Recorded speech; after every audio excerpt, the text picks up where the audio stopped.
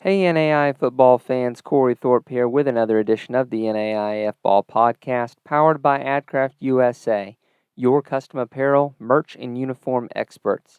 Our friends at AdCraft have been with us for many years now. They've run web stores for us multiple times. These guys are NAI fans and family who are experts in the apparel and merchandise world.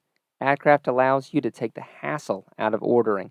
Let their knowledgeable design and customer service staff handle everything from hosting the store online, shipping the product, and helping your customers so you can get back to the game. Find them online at adcraftusa.com. All right, NAI football fans, this is Corey Thorpe back with another edition of the NAIF Ball Podcast powered by AdCraft Custom Apparel and Merch, the best in the business. Got a lot of web stores going on. If that's something you want to do to raise some money for your team, give our friends at AdCraft a call. But today we have somewhat early on in the offseason, unfortunately. Morningside head coach Steve Ryan comes on the show. Coach, it is a little earlier than we usually have you on. Usually we get you rather late in the off season. Probably better getting the northern school guys later in the off season to learn a little more. It did snow this morning. I woke up this morning, there was snow on the ground, and it was like, was not expecting that. No. Oh, man, we were like in the 80s today down here. I mean, just saying. Yeah, I don't like you, Corey. I don't like snow. This is why I live in Florida. Well, Coach, it's another. I mean, it is a really good season. Look, if 75% of the teams in the NAI have a perfect regular season, they're really, really happy. It's just that Morningside's just there's a different standard there, but another great season. Looking back at it, you get the Northwestern game, you get it out of the way early, and then you just go on a rampage across the rest of the GPAC. But I know losing Joe there late on in the season hurt, and I know it hurt him not only physically, but that dude is a competitor, and just he wanted to play so badly, didn't he? He did. I mean, just in terms of how that finished up, losing. I mean, we lost Schweigert at wide receiver, Joe at quarterback, and then Ryan Cole at the end at running back. And so obviously, we were just a little bit depleted. The backup went down, Luke went down, and then Cale went down as our third quarterback. And Joe, made a great attempt there in that semifinal game, but he was 3 weeks out from surgery on his hand. To be fair, he played absolutely. That was a Herculean effort against Morningside, being that far out from surgery. So I'm not going to fault him for that. I mean, 18 of 36. You could tell he wasn't. Yeah, as the game went on, just with the cold, I think it affected him a little bit more. I thought Kaiser made some great adjustments too. I mean, give them a lot of credit. I think they did it 3 times in the playoffs, came back in the fourth quarter, and that speaks volumes about them. So, but that it is what it is. The other way to look at it is we've been, God's blessed us, and sometimes we've gone through the playoffs and stayed healthy, and that's why you win a championship. You gotta stay healthy to win a national championship, and we've had plenty of those, and so we were able to win them. Just didn't happen this year. That's one of the things I've been talking about all off season is that injury luck is such a thing, and you've got to stay healthy to win the championship, and the injury luck didn't fall your way this year, and you take for Morningside an early exit there. You talk about Joe and even going back to Trent, and I was looking over the history, just the recent history. I know y'all had a great quarterback before Trent in there. When you're looking at the next guy up, because obviously you're making a big transition from Joe to whoever the next guy is going to be.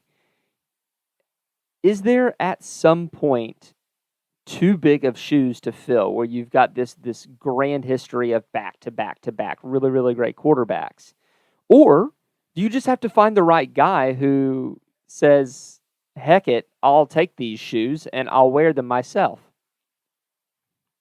Yeah, so I mean, like what you're talking about with Ryan Kasdorf. So we've had our last three starting quarterbacks have all at the end of their career been National Player of the Years, and they're all outstanding players. So I think quarterbacks, just by very nature, that's very attractive to them. I mean, they want to be in a program where they can throw the ball. They get an opportunity. I mean, if you really look at Joe's numbers and Trent's numbers, they're gaudy, especially for their career because, they started for so many years. So I think there's a lot of guys that's very attractive. So if there's an outstanding quarterback out there that's listening to that podcast, it's Ryan at Morningside.edu. Look forward to hearing from you. We got a spot for you. Absolutely. One other thing that comes with success, especially sustained success, is you have to be really, really well acquainted with the other coaches around the country because, by Jove, someone's going to come poaching yours. You were no exception to that this offseason with Indiana Wesleyan needing a new head coach and coming for Coach Andrew Rode, your offensive coordinator from a year ago. How do you go about replacing coaches? Do you have like this massive Excel spreadsheet on coaches on your short list at every position, or how does that work? Yeah, first, I'm really excited for Andrew. I mean, that's an outstanding job that he's got. I'm happy for him. I think he's going to do a great job there. So, way to go, Andrew. Andrew also, his wife just had a baby this past weekend. Right. So congratulations, Joy and Andrew and you and your family. Also, Andrew spent a lot of time at home. Quit working with that football team. Come on now, you guys are good enough. With that being said, Andrew, I mean, you have a list of guys that you kind of want to go with and be a part of. We chose to hire from within Jay Schlichty. He's been an assistant coach for 3 years. If there's a guy inside the program, that's probably the easiest way to go, just because they're familiar with the head coach and working with the head coach in that regard. And so then at that point where you're promoting from within, what's your kind of idea on how do you get the guys in on the front end? Because if you're going to make someone your offensive coordinator that's promoting from within, he's either going to be your quarterback's coach or whatever you've got there, but you gotta find the guys there. Are you really looking for recent grads from Morningside, or are you kind of looking for outside when you're trying to get those position coaches? Right. So most of the time, I just try to get the best coach I can. Number one, I'm looking for a man of great character. Character carries over in so many ways in every aspect of life. If there is a player that's played for me and I'm familiar with them and, they've made that commitment toward, coaching, football and being in college coaching, obviously you take a good look at them because you do have a great understanding of what their character is. You have an understanding of what their work ethic is and those sort of things. But I really try to hire the best person I can. Andrew had never coached for me before I hired him. He did a great job, and now he's in Marion, Indiana. So, Lucas Luter before that worked up the ladder, and that's what we're doing with Jay. So we'll see how all that goes. Well, Coach, the question is, can they work with the head coach? I hear at Morningside the head coach is very difficult. Oh dear. Well, Coach, Yeah. Coach, you've got a lot of pieces that are coming back. Of course, obviously you're losing some. Offensively, you're going to have to replace Caleb Schweigert and Austin Johnson. As well as obviously Joe Dolanchek, who was a 3-year starter there. But you do have coming back all conference talent in Ryan Cole, Zach Norton, and Jack Sievert at your skill positions. Talk to me about once again having to kind of remake your offensive roster and try not to miss a beat with it.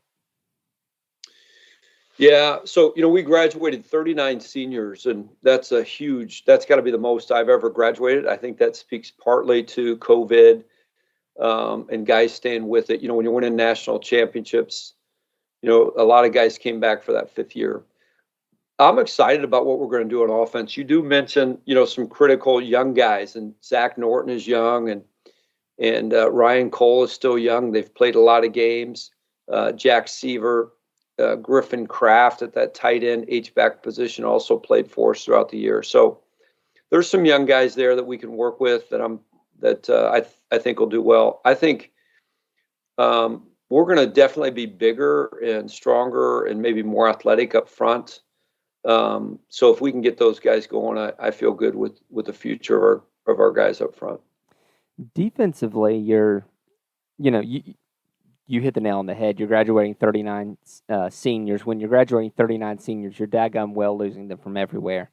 Your defense is no different there, but you do bring back Isaac Pingle, Johnny Walls, and Lonell Boyd. Lonell Boyd's a big one to bring back there with 9 pass breakups. I mean, Lord, among those 3 that I mentioned, you're looking at 11 interceptions and 24 pass breakups on the season. Talk to me about making sure that you cause havoc on defense with a new crew. Yeah, I mean, you started with our secondary. I think we got a lot, some good things going on in the secondary.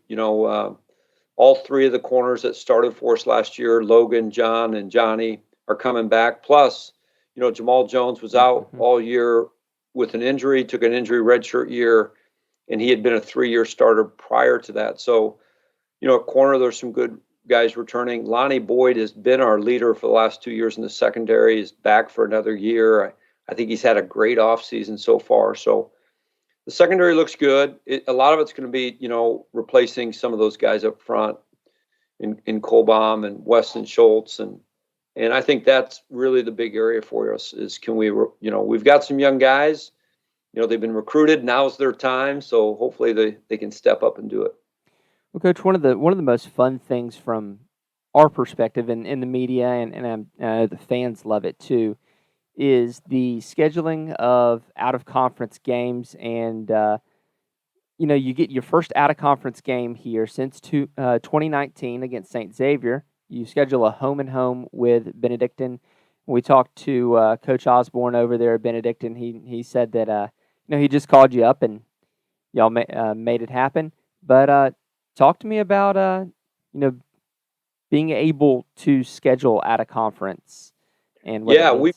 We've struggled scheduling out of conference. So, just in recent history, we've just struggled to find a game. In 19, it was St. Francis of Illinois. It was actually who we played. And then prior to that, it was Truman State, a Division II school, and we played Whitewater there for a few years, just trying to find that, trying to find someone that we could play. And I'm excited about this game. I think Benedictine's an outstanding, an excellent football team. And so it's going to be a real test for us. I think it gets us off the ground moving fast, and hopefully, we get to go down to Kansas City. If I win, I get to enjoy barbecue. If I lose, I drown my sorrows in barbecue. That's a win-win situation right there. I'm going to be honest with you. Sort of, not really, but yeah. Oh dear. I mean, and gee, Coach, I can't imagine why you'd have trouble scheduling out of conference opponents. You've only won 3 out of the last 5 national championships. So yeah, that's part of the challenge. And then, just kind of the way the conference is set up for us right now, it's always got to be week 0. But I'm really excited. I think Joel's done an outstanding job at Benedictine. And, the last time we played them, 18 in the national championship, was a phenomenal football game. So I was We might be there. ready to go. I was there. That was the last year in Daytona Beach. Uh, Botched snap on the punt seals the victory for Morningside, and y'all secure your first national championship. I remember like it was yesterday. Yeah. Let's you and I just put out a gratuitous plug about national championship back at Daytona Beach. Nothing against Durham, North Carolina, right, or any of the other places, but there is something about it being right there on the beach in Florida that was kind of special, wasn't it? We didn't get to really stay. We drove in for the game and then drove back out. That was our first. That was our first national championship game that we attended. That was our first year doing this. So we didn't get to We really. got to expand that budget. Yeah, no, absolutely, and now it has, man. We were on a shoestring budget then, man.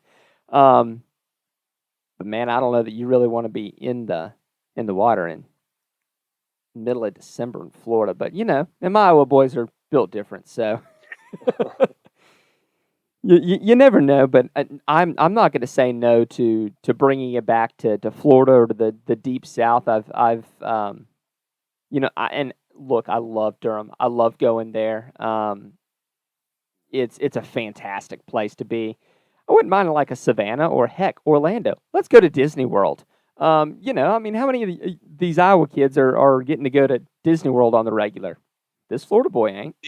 The positive of Durham was, all those college buddies that I had that would always say like, "Hey, yeah, you make the national championship, I'm coming to the game." Never came to any of them till they saw it was Durham and they saw the golf courses in the area, right? And they're like, "Oh yeah, oh yeah, we're coming down." They came down for that one to play those golf courses. All those golf courses that an NAI football coach can't afford to play. Right. But so yes, there's a lot of good things about Durham. It's a great community, and food is fantastic. The hotels are fantastic down there. So what I'm Would sure hearing. be nice to experience it again. So what I'm hearing is you'd really not mind Myrtle Beach either. No, I wouldn't mind Myrtle Beach. So it's pretty good. I mean, one of the great things about Daytona is at that time, I had all 6 of my kids at home, and so you literally could go win the game and say, "Hey, I'm going to Disney," and we did. We went to Disney the next day, It's and right down the road. and I wasn't that upset about having to stand in line all day. But If I'd have known that, Coach, I would have come over and we would have done an impromptu. Hey, what are you going to do now that you've just won the NAI national championship? Well, I'm going to Disney World. Disney, I could have done it, and I would have got no money for it. Absolutely, but it would have just been fun. Well, Coach, all around the GPAC, really, whether it be the Sooner, whether it be the KCAC, the Heart, the MSFA, everyone's kind of getting rejiggered, getting some new teams in, some old teams out, kind of doing a lot of realignment. And GPAC has been really quiet and has stood pat. Talk to me about standing firm at 11 and, how you get better as a conference.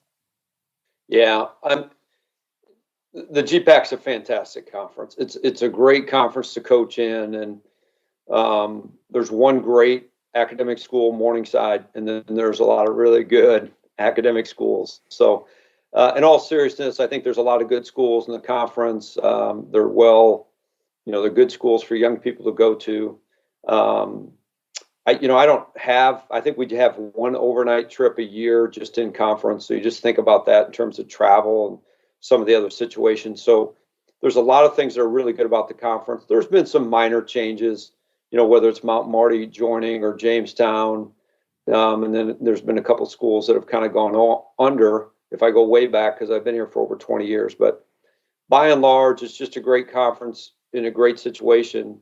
Now, that doesn't mean that with the nature of the way the world is, that something would never come up. But I think the college likes where they're at and how it's going.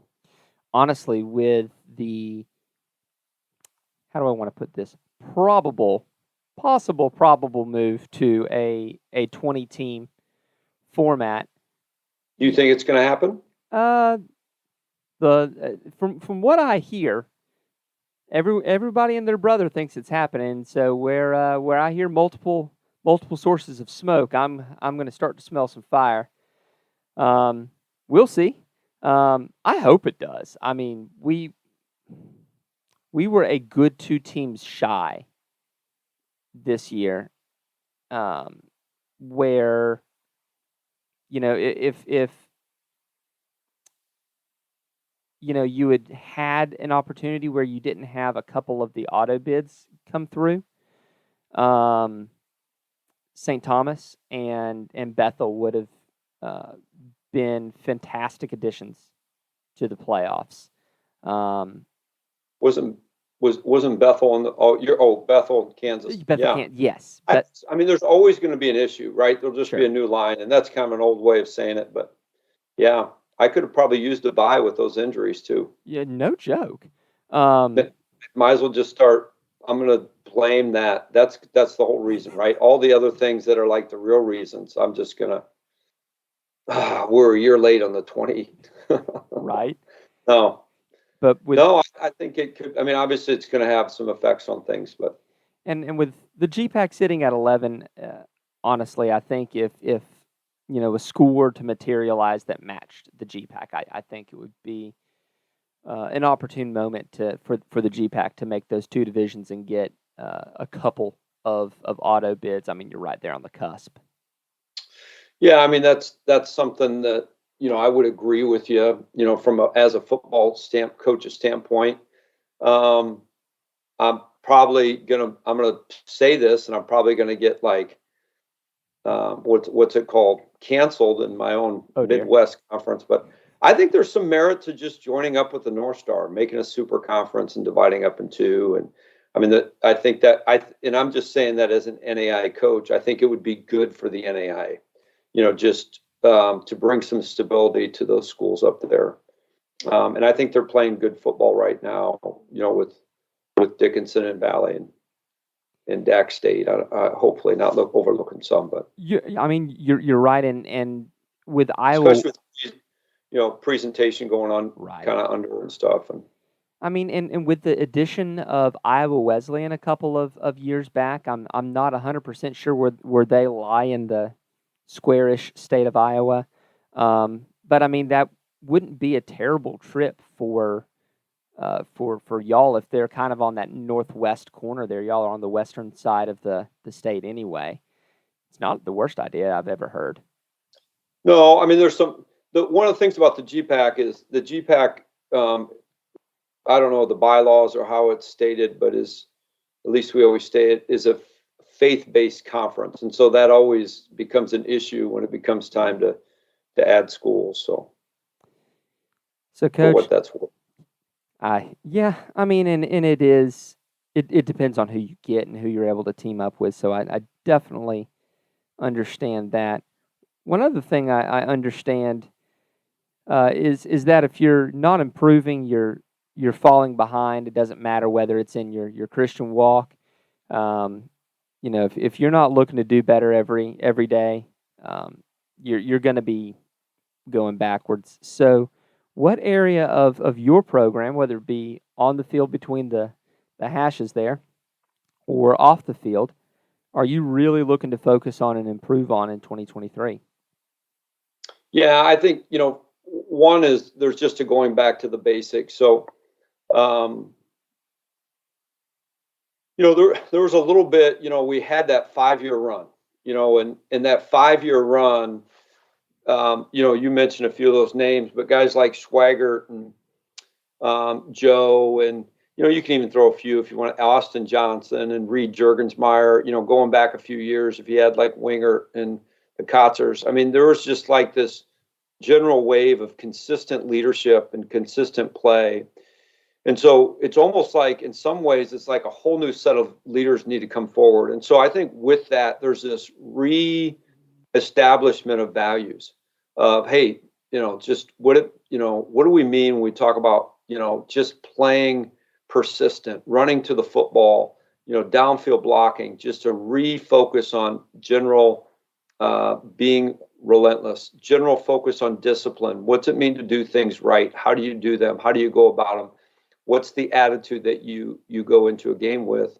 What's it mean to be a leader? How you do it? So for me personally, it's just that reminder of, and we talk about it every offseason, the reestablishment of values. But I think it's even more so this year, just because it's all new guys, and maybe it's more for me. There's a little bit of a new excitement that, hey, these are some new guys that I get to be around, um, and I'm just going to say this: I became very close to a lot of those guys. When you win a championship, you become close to someone. But some of those guys, we won 3 of them together, and then the things that we do in the off season, a lot of those guys I was with in the Dominican Republic last year. I was with them in Cuba in 20. Climb the mountain, all those things that we do off the field. So, that was part of it. I went on a trip with 30 guys down to Grand Isle. It's an hour and a half south of New Orleans. I think, for me this year, one of the things we did was we did something stateside where we could get a bigger number of players involved. And I think that was exciting. So there's this reestablishment of relationships, a focus on fundamentals and discipline that come with it. And I think that's a big part of where we're starting at here through spring ball. Absolutely, and that's a really valid point. I mean, you've got so many great names that during that 5-year run were standout guys, and it felt like even when you had a guy leave, you had another dude right behind him. Especially I feel like, obviously at quarterback, we've talked about that, but the same happened at running back, with AP and the guys after that. And we talked last year about, your guy who played his heart out with 40 carries. Brian Cole. Yeah. Oh, yeah. Was that? I think one of the things that was a little bit unique. So, that maybe is a little bit different this year. When AP left, it was a situation where Sims had been a backup behind him for 2 years, and we're just like, oh man, this guy's good, and just other people just don't know it, but you know it because you're playing with them. Ryan Kasdorf got hurt in a game when Trent was a freshman, and Trent came in and went 16 for 16 for like 350 yards, and it was like, okay, he can do it. And Joe did something like that as well, when Trent got hurt his senior year for one game. So we kind of had an idea like, all right, this guy can do it. This year's probably a little bit different. Maybe not so much at running back and receiver, but, in terms of the offensive line and the quarterback, it's probably a little bit more that way. And it's obvious. And it's not just y'all, it's everyone. We all know the quarterback's the most important single position on the field. The offensive game runs through him. Whether or not you succeed on a play can often run through him, and it's just the way the game functions. It is. The quarterback becomes so vital in modern football. Now, a quarterback in modern, and I'm going to use the term, in this current age of football, there's so much diversity in offense. It doesn't really matter necessarily what the offense is, but most of them are geared toward the quarterback. It's a great day and age to be a quarterback, and you really need one to be successful. Well, Coach, we do look forward to seeing what the GPAC and specifically Morningside has to offer. We've got a lot of teams in the GPAC that are rising, whether it be Midland, who had a great season last year, Dort, who's just been sticking around, Concordia, who's just a pain in the behind, and Jamestown, who is quickly becoming a pain in everyone's behind on the field for the rest of y'all. But man, I am so looking forward to another season of GPAC football and seeing how it plays out. It's really an open book with so many possibilities. I'm looking forward to it as well. So I'm excited about the spring ball. We need to get the snow off the ground and get out there and see what they can do. We hope you enjoyed this episode of the NAIAFBALL Podcast presented by AdCraft USA. Be sure to contact them for all your custom apparel, merch, and uniform needs. If you enjoy the show, subscribe to the podcast as well as to our YouTube channel. Leave us a review if you're listening on Apple Podcasts. As always, if you'd like to support what we do, Head over to patreon.com/NAIAFBALL and become a patron. We can't do what we do without our sponsors and listeners like you.